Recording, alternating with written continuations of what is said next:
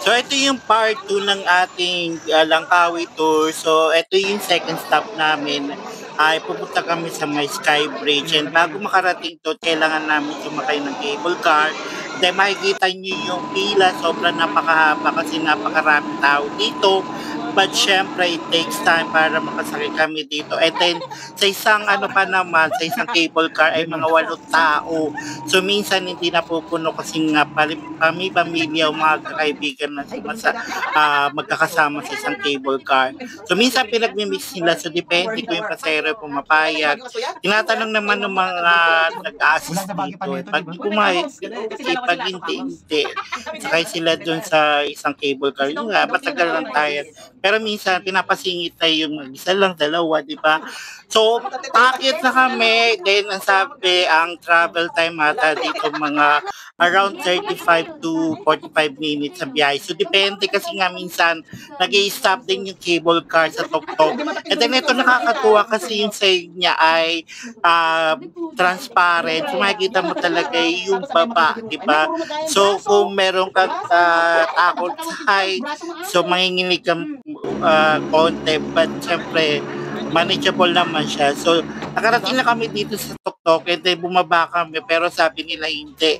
Kasi ang pakay namin nga pumunta din sa may Sky Bridge. So, dapat pupunta kami dyan sa may Eagle Nest para makita namin magpa-picture.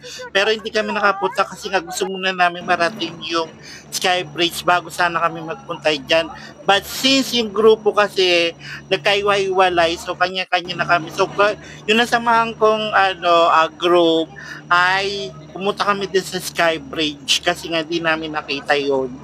So sumakay kami ulit kasi nga mali nga yun na baba namin station and then paakit pa ulit. So doon kami, yan, dyan kami pupunta sa may Sky Bridge. Ako malang may katulad dati ko, nakarating na nga kami dito and then unfortunately yung Skyglade nila ay sira so kailangan namin mag-trek manually at nagbayad pa kami dito, di ba? 6 ringgit lang naman. Kaya lang mahirap kasi nga 540 steps. So kakayanin ba natin yon? So ayan na nga, di ba, napatanong mo yung kasama kung kakayanin pa kasi makikita mo talaga yung reaction at pawis ng mga tao umaakyat at bumababa. And isa na nga ako dito kasi hiningal talaga ako kasi nga kaya ko naman mag-trekking kasi minsan pagka wala kang warm up talagang mahirapan ka, di ba? Kasi nga puro pads ang katawan mo. So nakarating kami dito sa may Sky Bridge and nakakalula talaga kasi nga ang taas niya. So, syempre, isipin mo paano niya nakakayanan ang napakaraming tao na namamasyal dito. So, mapa-local man o international na tourist na pumupunta dito. Kasi nakakatuwa kasi nga itong Malaysia ay truly Asia talaga dahil sa mga greenwich nila forest nila. So ayan yung blueprint ng Sky Bridge nung ginawa siya, display nila dito nga para makita mong history paano la binuo ito. So napakaganda ng kanilang structural dito, 'di ba? Good job engineering team. So ayan, pinagmasdan natin. So inikot natin talaga siya from one point to another para makita natin yung kalawakan mula sa kaitaasan ng Sky Bridge. So ayan na nga, marami talagang turista and the whole day ito kasi marami talagang umaakyat dito. So nagtsatsaga talaga. And syempre yung iba dito na rin nagsasunbathing nga kasi nga mainit sa mga time na to. So, yan, nag-decide na nga kami bumalik ang natay namin kasama namin kasi nga naikot na namin. So, ayan. So, sa pagbaba ulit at pag-akyat, so, kailangan ulit namin mag-trekking pa ibalik, di ba? So, ako, slowly lang, carry lang, di ba? Yung nakayanan nga no, matanda, ako pa kaya. So, ituloy na natin ang ating trekking. And then, sumakay na nga kami pabalik ulit ng cable car para bumalik doon sa baba para sa aming next destination naman. So, maraming pila ulit kasi nga maraming tao pa rin. And then, ang binigay sa amin na tour guide namin ay mga 2 to 3 hours lang para pupunta dito dahil nga nasira yung Skyglade. So, nag-manual talaga kami naglakad ay naintindihan naman niya. So, hinintay pa rin namin yung mga kasama namin na makababa din. So, para sabay-sabay na sa amin third stop. So, ayan, bumaba na kami dito. Tuloy-tuloy lang naman. So, nakakatuwa lang pagmasdan.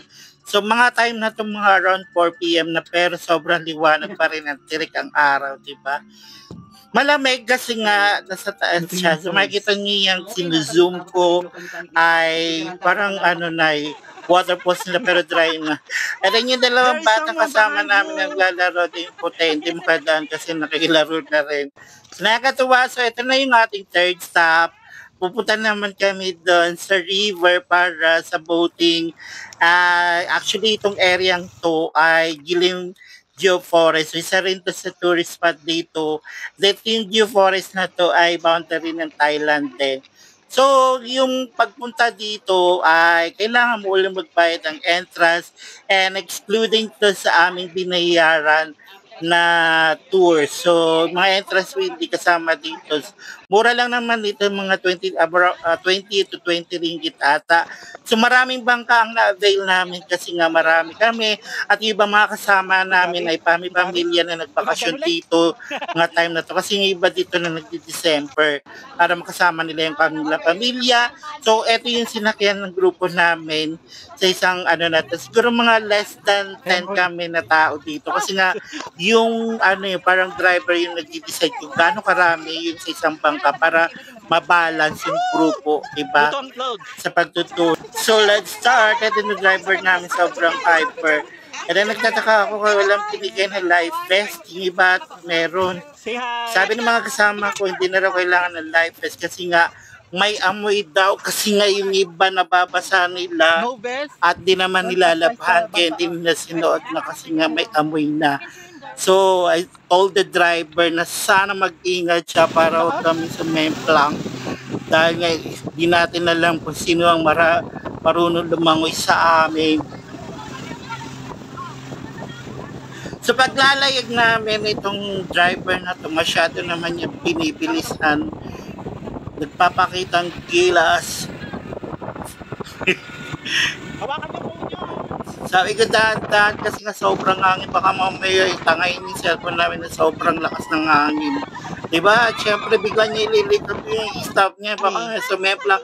So nandito na nga kami sa aming destination. So dito sa destination nila ay may restaurant at meron din mga square-square.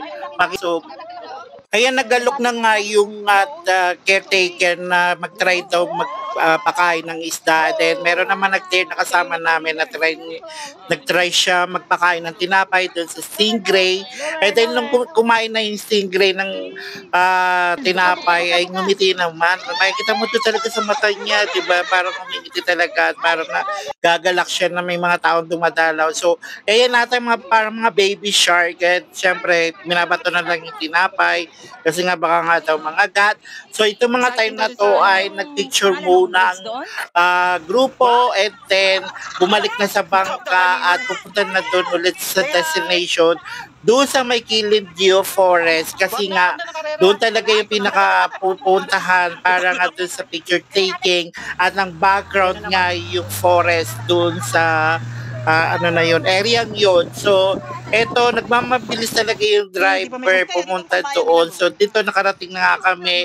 At parang may tinatawag yung driver, yung ibon na yan na nagbubuga ng tubig. Ayan, no? So, hindi naman siya dolphin. So, parang ano lang, alaga nila dyan. So, nandito kami, syempre lahat, makikita nyo naka-cellphone, parang pinipidyohan at tinitingnan yung magandang lugar. So, ayan, nandito na nga kami at dito kami nag-stop.